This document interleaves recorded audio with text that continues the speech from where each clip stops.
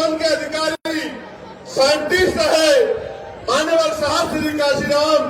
जो बाबा साहब से कभी मिले नहीं, जिन्होंने बाबा साहब के जीते जी बाबा साहब को जाना समझा नहीं, जो बाबा साहब के जिले प्रदेश में पैदा नहीं हुए,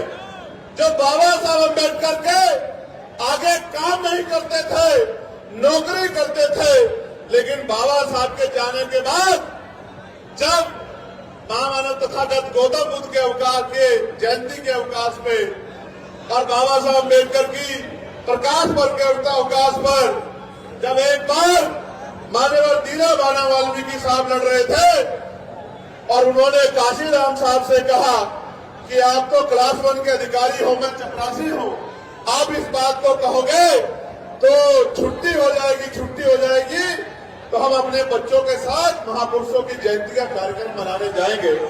मान्यवर काशीराम साहब बोले कि ये बाबा कौन है,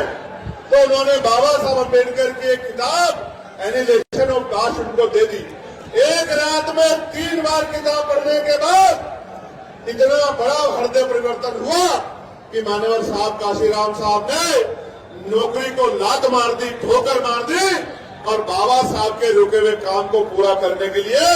नौकरी छोड़कर निकल गए।